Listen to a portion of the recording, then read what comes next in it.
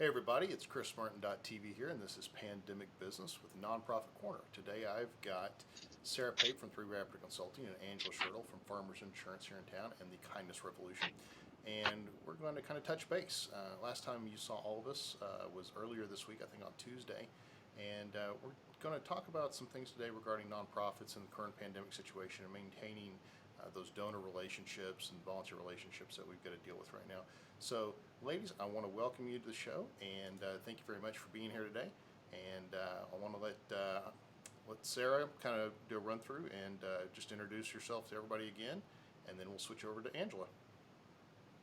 Thank you, Chris, for hosting this and all of your technical skills. My name's Sarah Pape. I'm the owner of Three Raptor Consulting. My team and I specialize in helping nonprofits and small businesses overcome obstacles, overcome challenges. We teach several classes. We specialize in coaching and leadership development, lots of writing services, and helping you to create a lean budget to overcome any financial challenges. So we're here to help and here to invest in our communities. And Angela? Hi, I'm Angela Schertle, and I own Farmers Insurance over on 44th and Gore. And we also are part of the Kindness Revolution, which is a national nonprofit organization that's intended to bring kindness into communities and to help change the culture. So we've been able to partner with a lot of nonprofits, and we're excited to see what we can help do in this community. Excellent. Well, thank you both for being here today. And I just want to kick right off and just kind of jump into the mix here because we've got a lot to cover today. So in the news, we see nonprofits and businesses unable to operate, unable to offer the programming that they've been funded to do so. So for many people, that could cause a bit of worry and concern. So if donations and grants have been given to support programming and programming has been placed on a halt for 6 or more weeks, many are start to wonder where the donations have gone. So what's the best way to maintain the trust with a foundation who's given a grant for programming or any type of operational expenses to go forward?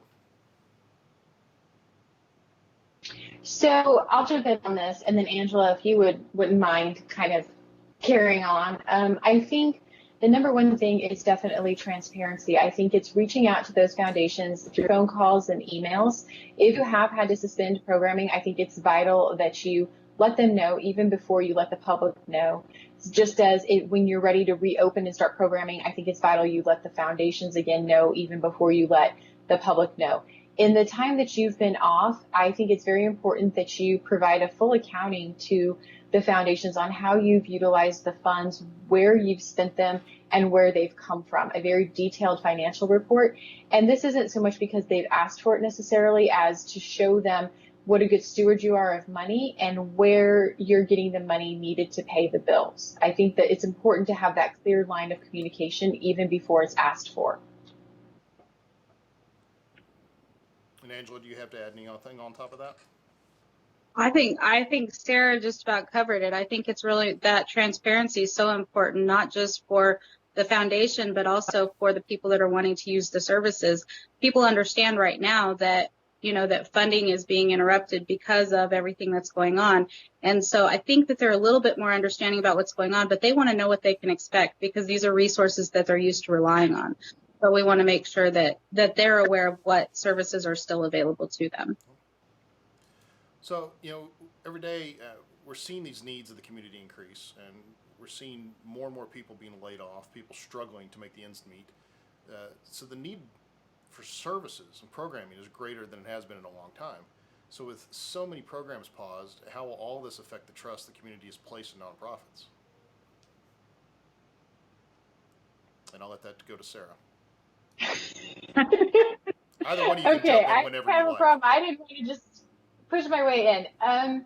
So I think right now, as Angela touched on, everybody understands that the world is just topsy-turvy. I think that's been my phrase for like the last 3 weeks, but I don't really know how else to describe it. And things just aren't going as expected. But clear communication is what is needed because here's I think the biggest issue that we're seeing is we're talking about the needs and services of now. And by no means do I want to brush over those needs. I don't want to seem unempathetic or that they don't matter because they very, very much do.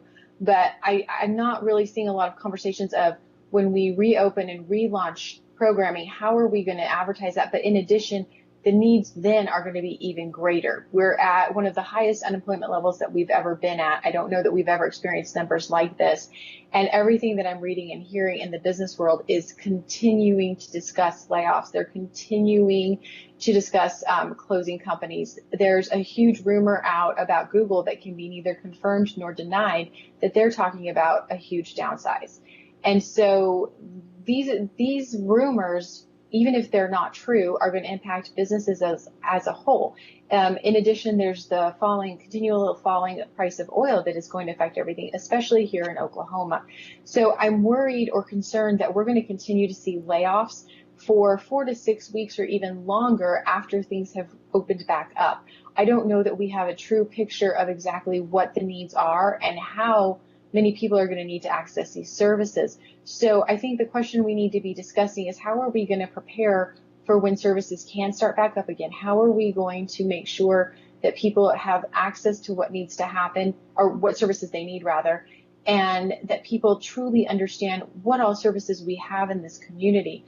I know that when I work with the Kindness Coalition, every time we sit down and meet, each one of us knows of a different resource, and we don't always know of that same resource. We're all learning something new, and all of us are very engaged in the community, and we really know what's going on, but yet none of us know all of the services. And even when you compile a list of everything we do know, we still don't know all the services, or we don't know the particulars or how to refer people. And so I think the issue at hand is, how are we going to handle things once they open, because we don't have a true picture of what the need really is.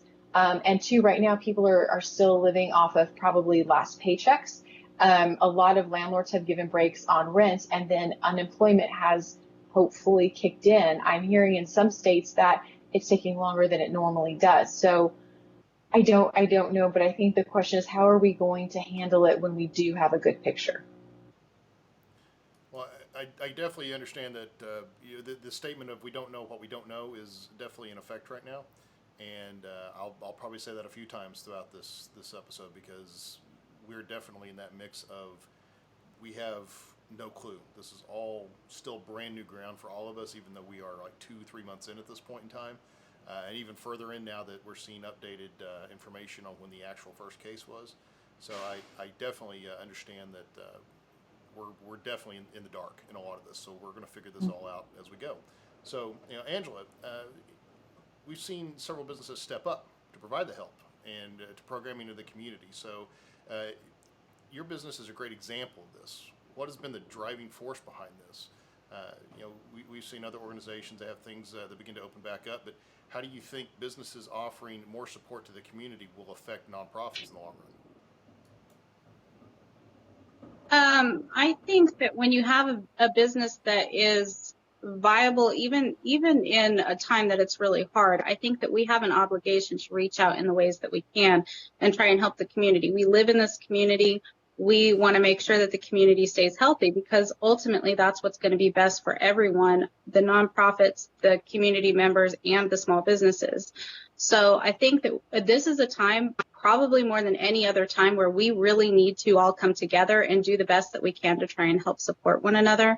So that's really where the driving force behind the things that we're doing has come from, because we're a part of this community and we need to be part of taking care of it.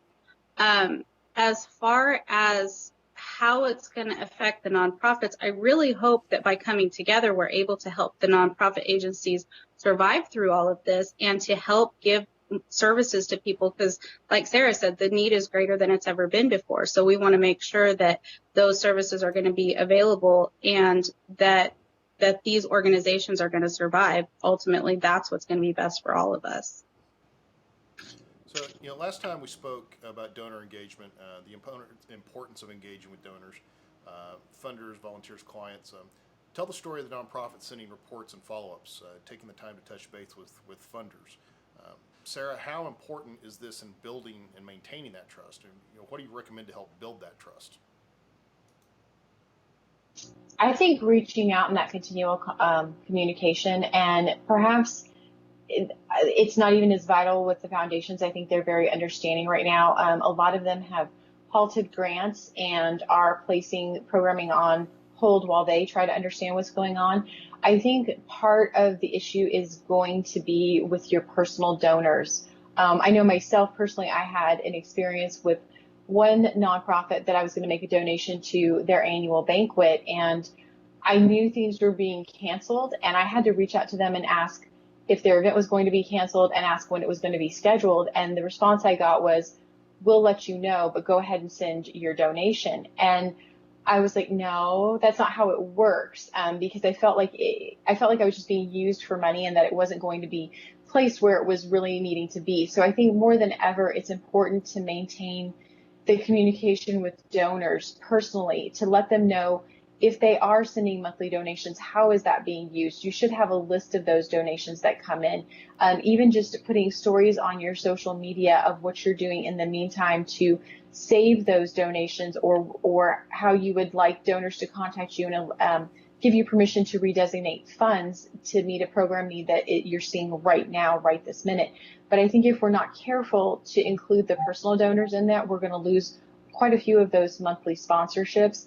At the same time, if services have closed for a period of 4 to 6 weeks or even longer, if you're not letting the donors know that you're still here, that you still have needs and what your plans are for the coming months, then they're going to assume that you no longer are operating or you don't need their money, and they're going to put it somewhere else. And so I think it's vital that you find those key ways. Send a newsletter out to your regular donors, post it on Facebook, put messages out just to your donors, talk about how you're using donations to keep operation costs going and covered while you're temporarily closed. And here is the strategic plan for May, June, and July. And here's how we're going to reopen and relaunch.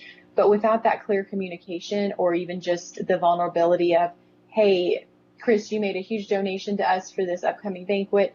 We're not going to have the banquet, but we have a couple other options if you would like to choose to realign your donation there, or we can send it back to you. How would you like to handle it? I think it's having those conversations and being very honest and prepared for them.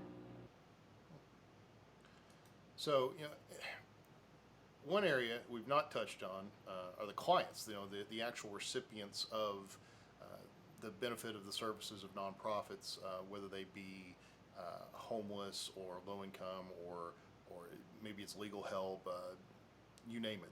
There's a wide range of demographic for a client base. So how have they been affected by this pandemic? And Angela, what do you anticipate for nonprofits encountering? I think that we're gonna see a lot of clients that may not have typically been clients. We've got people that are in places that they've not ever been before, maybe needing to reach out and get services that they haven't ever had to get before. So I think that the client need is going to be much greater, but I also think that we're looking at maybe a different demographic of clients coming in as well. You might have your people that are usually using the resources, but then you may also have people that are now needing to reach out. So I think we're looking at needing to be able to be a little bit more compassionate. I think we're needing to be able to look at maybe broadening services to areas where maybe we wouldn't have ever had to reach to have those things available. We see a lot more right now. We're seeing a lot more feeding ministries, for example. You see the schools reaching out and doing lunches for kids that wouldn't otherwise have food at home, because a lot of those things have been taken care of at the school until now. And then there's a lot of other organizations that are stepping up with that too. So there's the group of people that are being served is so much broader than it was before. Did I answer that all, or did there? Is there anything? I mean, it does, and I want to put you both up here because we got a vulnerable population here, and how are they going to feel that ultimately they haven't been forgotten? That through all of these changes, that they're still being engaged with, they're still being thought of, they're still the mission, regardless of what's going on in the rest of the world.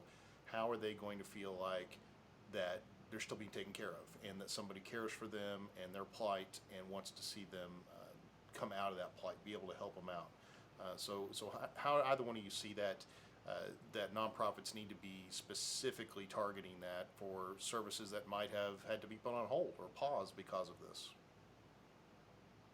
So just kind of an interesting story. I have two clients in Florida, different parts of Florida, and both of them have actually brought up the homeless population in Florida to me and how they're very distraught and concerned because they don't feel that they're receiving the services that they need right now.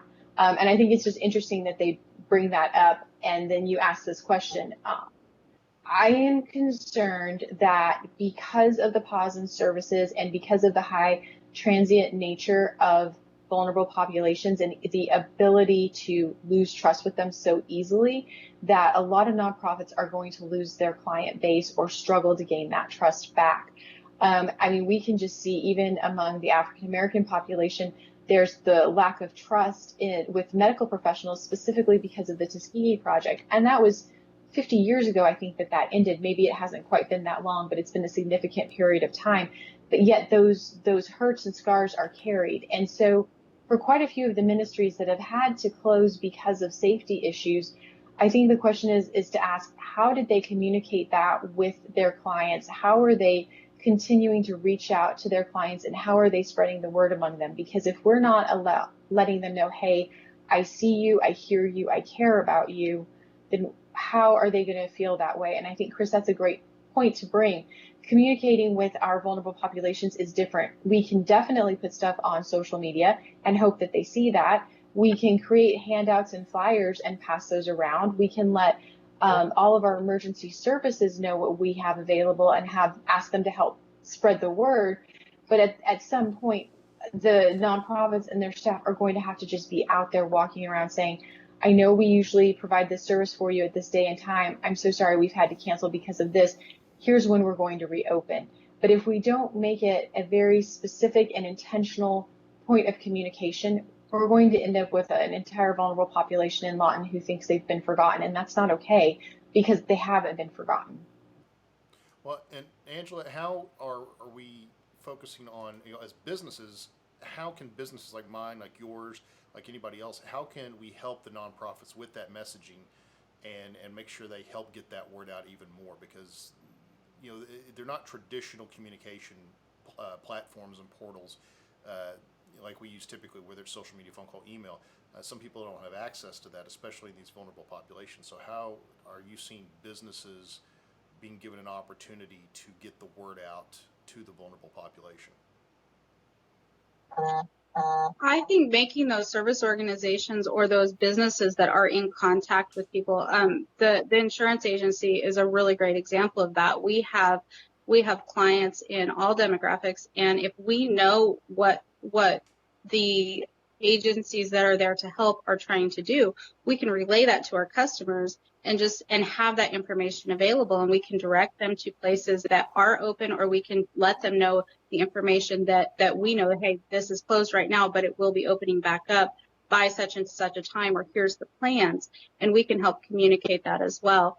One of the other things that I think that businesses can do is not just be that resource, but also to be a volunteer force. I think to help be able to give some manpower to helping get that message out. And it can be through education, like talking to your customers and letting them know, or it can be through, maybe like Sarah said, maybe it's looking at getting out there in a different way. Maybe it's sending people into communities or sending people into places to help relay that message, because that's a lot of extra manpower to completely change the way that we're sending those messages out.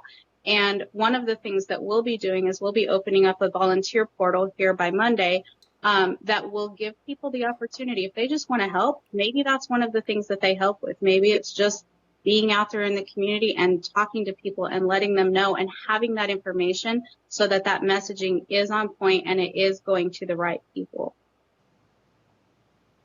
Excellent. So, Sarah, creating collaborations and partnerships is key to serving these large groups and the clients for the vulnerable population, and in some cases even other nonprofits. So do you think we're going to see a lot more collaborative effort between nonprofits, even reaching across their targets? So instead of it being, let's say, multiple food banks coming together, do you think we're going to see some cross-focus or cross-genre, for lack of a better term, collaborations to be able to help each other get the message out and be more effective in what they do? I hope so. This has always been my dream and something I've always worked to battle. It's so often with nonprofits, they think that if they collaborate or create partnerships, that they will lose their donor pool or their foundations and their funding. And that's actually the biggest misnomer out there. The more that funders and donors see collaborations and the more that they understand that nonprofits are working together to meet needs and it can save administrative dollars so that more is being put into direct programming, the more willing people are to donate.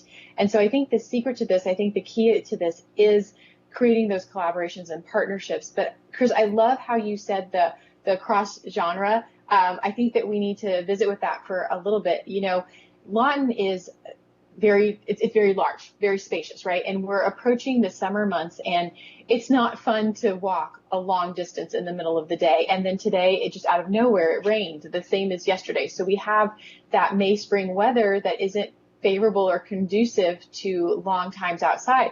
So, you know, rather than having a collaboration of all of the feeding programs together, maybe having a conversation where all the feeding programs make sure that they offer programming on different days so that every day of the week is covered.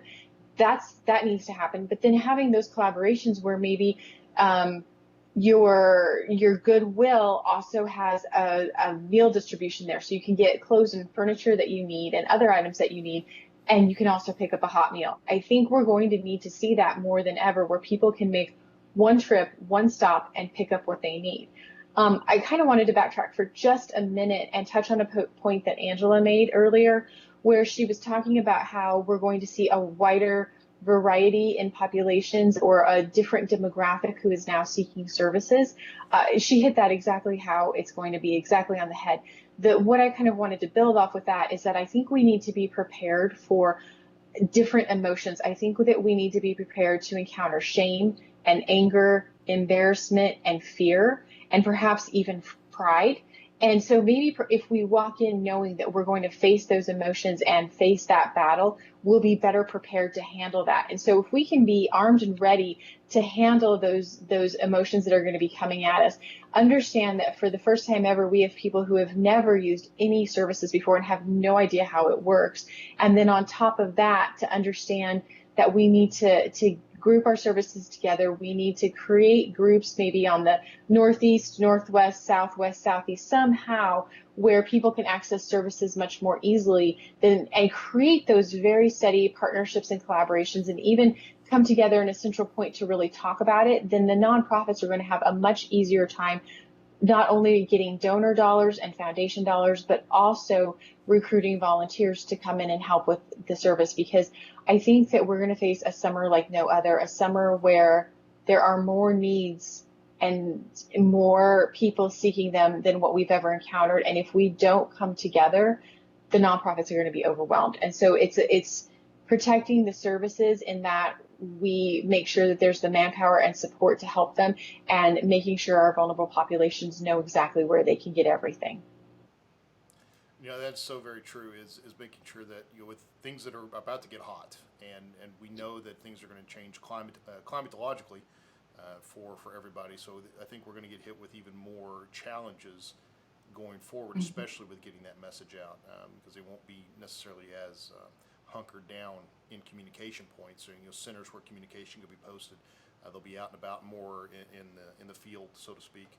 So absolutely, I get that. And you know, the community is truly come together to support people on the front lines, and, you know, to let those know that we're behind them 100% as much as we can be. They are putting their lives at risk to take care of those that are infected and going through so much of this pain right now that they're having to, they're afraid of what the potential outcome is, and whether they're actually infected or they're a family member of somebody infected. So, and we so much appreciate their work. But Angela, do you see that businesses will either continue to be involved with nonprofits to support, you know, in this presence, or do you see it's going to increase, or do you think it's going to diminish long term? I hope that it continues long term. I mean, like I said before, I think that we have an obligation to help support our community. But I also think there's so many places for us to be able to step in and help without here's the thing. I don't want to see any of the businesses jump in and try and take over or try and reinvent the wheel. We have so many people that are really great at what they do within the nonprofit world, and they know the communities that they're targeting, and they know what the needs are, and they're hearing it first. They're hearing it firsthand. So for us to come along as the business community, come along behind them and help to be that supportive piece for them, and if they need something, to be able to be available, to be able to identify if somebody has a need or somebody wants to help and they're not sure where to help. These are some key places that I can send you, or these are some key organizations that are looking for help, and they may be able to work within, you might be able to work within what they need. I think we do need to have that partnership, and I do think, and I really hope that this continues and that it grows and that this relationship becomes stronger over time. I would be so excited to see a lot more of our small businesses coming in behind the nonprofits to be able to do that. And just to be able to step in and be present. I think that it's important for all of us to know what's going on in our community, and getting out and helping any of the organizations that are wanting to help is a way for you to stay informed about what's going on, to be a part of a solution, and to make sure that you're spreading goodwill and you are doing what you need to for all of the people that are out there. I mean, that's what we should be doing. So yeah, I hope it continues, and I hope it grows. Well, so Sarah, with your work with nonprofits and other businesses with these shelter-in-place orders, what changes have you seen in regards to this, and what changes are you going to anticipate in the long run? I think the biggest change I've seen is businesses are extremely worried about where their revenue is going to come from, and so they're holding on a little bit more to the money that they do have. I'm approaching it a little bit differently. I just actually had a team meeting today where we decided how we're going to support some nonprofits in our community, because that's important to us. But we all came from a nonprofit background, so we appreciate the struggle that they're in a little bit more. I think the changes that there's been a cutback in revenue. We don't have as much available cash to spend, and and there's a lot of fear. And how long do I need to hold on to money?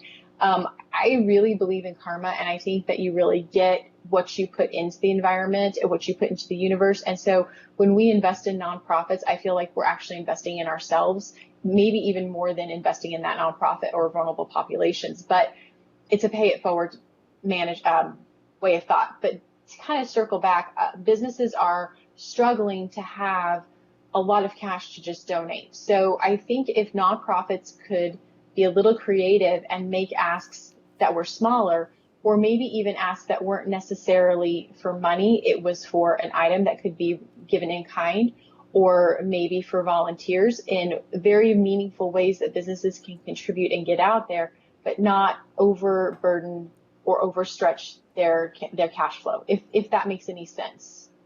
Well, it absolutely does. We are all having to watch our P's and Q's, so to speak, right now. Right. From either surprise expenditures to sometimes lack of expenditures, but because we don't have a guaranteed income coming in, or at least what it used to be, we're kind of concerned about how long we're going to have to live off that. So I think a lot of us are being very miserly, for lack of a better term, but also understanding that if we can give, we do the best we can to make sure that nonprofits are funded. So it is an interesting situation, because if we can't put food on our own table, then we definitely can't help anybody else. If we can't take care of ourselves, then it's kind of like what they tell you on the airplane, that if you've got a child with you, put on your oxygen mask first before you put theirs on, just because they're not going to be able to help you. So I think that's the situation a lot of businesses are finding themselves in right now, and they've got to take care of their employees, and then if they can, understanding that profit is not the point of it all right now. It's making sure our fellow man is taken care of, and that community is taken care of, regardless of somebody's status, whether they're vulnerable or not. Just making sure we all get through this together, and that we come through on the other side better for it in the long term. Right. I think, though, building off of what you say, Chris, let's not ever underestimate the value of volunteering or in-kind services. If you honestly don't have the money to give, but you can give the manpowers, or maybe you can't go to a location and volunteer because you have children at home, but you can fold brochures, you can stuff envelopes, you can make phone calls, you can share messages on social media, you can call your every neighborhood, you can call one person and just inform them of what's going on. Let's not underestimate the value of that and how there are very unique and creative ways that we can volunteer in addition to just giving money. And while it is a struggle and we need to make sure that we have food on our tables, I think it's important that we are grateful for what we have and that we give even when all we can give is of ourself and time, because that kind of eases the fear and worry. And I want to jump in on that as well. I think what a wonderful time for us to be able to show our kids, right? We're in a time where all these kids are home and they're seeing what their parents are doing on an everyday basis. And so many times you talk to parents and they're looking for ways to be able to teach their kids how to help other people and how to be more kind and giving. And this is a perfect opportunity for you to show them that, yes, while the nonprofits should and will be more creative in what they're asking, you as a donor or you as a volunteer can be just as creative on the other side and show the kids that the littlest things that we do, we could do this as a family. Like Sarah said, if you're folding brochures, you can do that as a family, and you can teach your kids that that's just as important as being out there interacting with people or as writing the check if that's what they need. You want to be able to be active and involved. Exactly. And I'm glad you touched on that, because a lot of people are thinking that it's just a financial contribution. And you've seen a lot of individuals that have come together to even sew masks. So labor is definitely something that a lot of people don't think about from a volunteer perspective or from a donor perspective of being able to offer. I think that's absolutely critical, and I'm so glad that you mentioned that. But with all this going forward, we're talking about reopening. We've got states that are just going full bore. Some cases that they're phasing it in.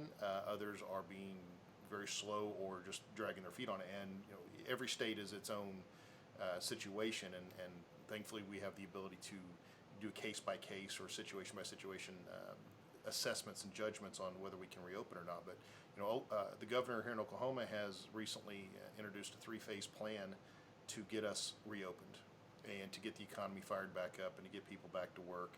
And how do we see that, with the lifting these restrictions, with the potential increase of cases, maybe a spike that we're hoping we don't see, but it's popping up. Angela, how imperative is it that nonprofits are assessing how they're providing this programming, and in some cases completely update the programs, how they work and how they deliver the services to the individual clients? I think that's something that every business across the board is facing. We all have to figure out how are we going to be able to best serve our clientele in a way that is going to be sensitive to their needs and their concerns. Like we talked about, we are going to start to see a lot more feelings coming through and a lot more fear, a lot more worry. And so we have to be sensitive to that. But I think especially, when you're talking about any service where you're face to face with the public, we need to be sensitive to all of that, regardless of what your feelings on it are. If somebody comes in and they have a concern, we need to be addressing it. And if somebody comes in and they feel like, and they want to be more or less sheltered than what they are, we need to be able to be sensitive to those needs, and we need to be able to help them in the ways that we can. And so I think you're going to see a lot of that within the nonprofits and as they're helping people. But I do think we're going to see it across the board as a society, and we need to be really sensitive about the way that we're dealing with everybody and understanding that they all have their own ways of dealing with this. You may see some people walking around with masks. You might see some people that don't have them on, and each one of those people has the right to be able to decide how they want to address that, but we need to still be able to meet their needs regardless of how we feel about that.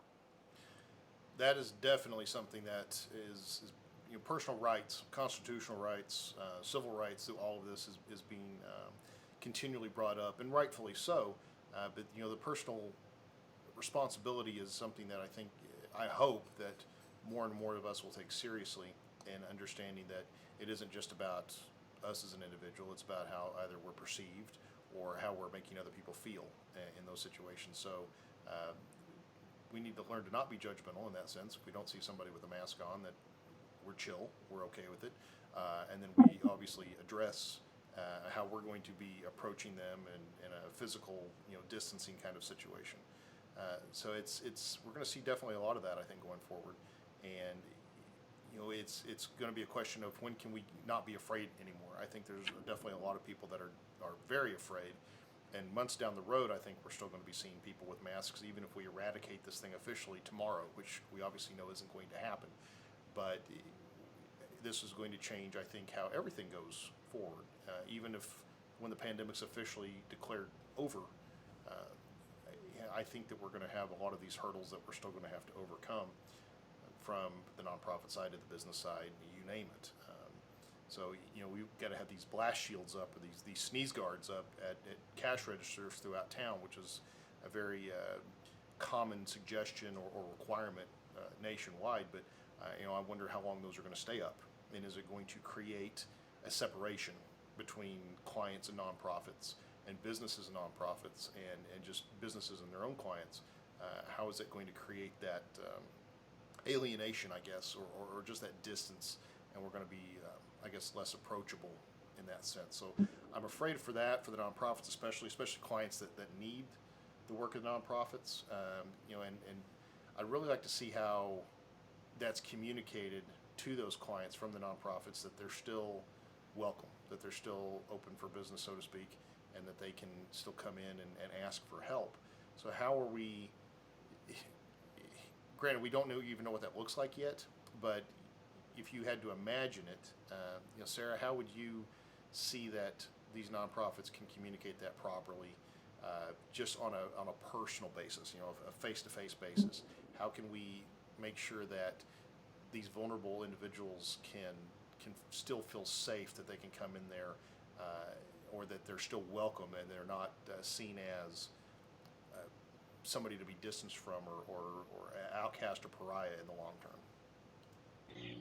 So I think, as with any difficult conversation, because these will be difficult conversations because emotions are involved, I think it's paramount that we are very intentional in how we create the environment and how we set up how we welcome people. And so if we are intentional about it, and we strategically arrange furniture, and we provide baskets of masks and gloves, or perhaps not in baskets, perhaps in bags, so they stay clean, and we make sure that we empower and that we greet our clients at the door, that we say, I am so happy to see you today. I've missed you. Tell me how you've been. And you have a warm, welcoming environment, and you say, it's important to me to serve you. It's important for me to meet your needs. In order for both of us to make sure that we stay healthy, I'm going to give you this bag with these masks and gloves. I need you to know I want to see you every day. And so I think it's going to be that greeting at the door. It's going to be having the intentionality of meeting them with what they need and welcoming them back. We don't, as you said, we don't want to create lepers. We don't want, my mind went back to the Middle Ages when we would make lepers walk around and ring bells so people would get out of their way. That's not what we want. I think it's very important that we remind people that every person has value. Every person has a purpose, and that's why we're here. And then the homeless person that we could see on the street that we think is just taking up space, if we gave them a moment and listened to them, they might have the cure for cancer. They may have the cure to end world hunger. There's no telling what is inside that person. We just need to empower them to get that information out, right? So I think it's going to be being very intentional of creating a very warm and welcoming environment, and purposely having staff to greet them at the door, to hold the door open and to say, welcome, I've missed you. And if they are going to be required to wear any kind of protective gear or clothing, whatever have you, that we provide that for them, and that we make it seem more as a gift, maybe, that it's important that they have this because they're important to us, and we want the opportunity to catch up with them. We want to hear how they've been doing. And so I think that's how we can overcome that battle. I think too, it's going to be that coming together, and it's going to be all of us intentionally reaching out and telling people we're happy to see them, holding doors for people, and just really even going back to really good manners of being polite and welcoming, and overcoming that fear and killing it with kindness. Well, I think that that's kind of sums up the entirety of the episode, is that communication is absolutely critical. And whatever we're talking about, whether that's bringing in people through the door that we're trying to help, or businesses that we're seeking donations from, or other nonprofits, to making sure that we're all on the same page, that we're very clear with our focus in that, and transparent. And I want to be sure that through all of this, as much as we may be stressed or afraid where the next donor dollar comes from, or even our next paycheck as individual businesses, that honesty is absolutely most critical here. I think there's a time that when we're afraid, that a lot of us could be tempted to kind of shape the truth, or even not even tell the truth in some cases. But ultimately, honesty is what's going to get us through this, and we've got to be open, we've got to be clear and to the point with everything, and making sure that, because ultimately in the long run, when it comes out that we're not 100% upfront, that's going to hurt everybody all the way down to the vulnerable, and making sure that we can still take care of them is critical. So to make sure that we do that, we've got to be transparent with this, whether that comes from the actual donor dollars coming in, to the processes that we've got in mind, and make sure that we report these things properly. Nonprofits obviously are having to report a ton right now, and I think they're going to be even more scrutinized going forward, especially because the money is so tight. And ultimately, we take care of all those things, and we can engage the individuals that need the help the most, and that we can all come out through this together, and hopefully in better shape than the way we went in, and we'll all be whole by the time it's all said and done. So I hope so. yeah. So ladies, is there anything either one of you would like to add to this that I may have missed? I know we covered a lot real quickly, and I feel like I might have missed something. Chris, I think you did a phenomenal job. I think you hit all the points. Have we had any questions? I'm kind of wondering if people are finding these sessions useful, and what their opinions are, what they would like to see us talk about. I'm not seeing a question, but Adrienne Davis from Hungry Hearts who's a fantastic individual, and her organization is just amazing. She's left just a couple of comments here, talking about donations of goods, not necessarily money, but the fruits and the canned goods, I think, are a big thing right now, according to her. Bottled water as well, so things that are non-perishable, that are easily transportable in individual packages. Making sure that can get handed out. So whether that be to the food bank or feeding ministries like hers, or even if you've got groups of volunteers that may be socially distancing but still getting together, if you're wanting to provide any kind of like little treat bags or something for them, something that's individually packaged, I think is what she's kind of getting at here. And saying there's a lot of seniors that are coming in for meals still, so I think that really is, to me, that's kind of really scary, because they're probably the most vulnerable physically in this moment, or medically, I should say, and they're still braving it because they've got to be fed, and they're coming out to get meals. So making sure these feeding ministries are taken care of, like Hungry Hearts, is I think absolutely critical. Making sure the food bank is still being stocked up, and those donations are coming in. And I know extra care is being taken to make sure that those donations are sanitized and properly delivered to individuals. But I don't see, it doesn't look like we have any questions here. So I think we're pretty much good to go. Okay. All right. Well, ladies, thank you so very much for being on the show Thank today. you, Chris. I appreciate it very much. And if anybody has any wish to be on the show, or to join Sarah or Angela for Nonprofit Corner, or to be on a regular episode of Pandemic Business, make sure that you go to the website, fill out the form, chrismartin.tv/live interviews, and we'll get you in the system and see if we have a slot for you. But again, thank you very much, ladies, and I'll see you all on the next episode. Have a great one. Thanks.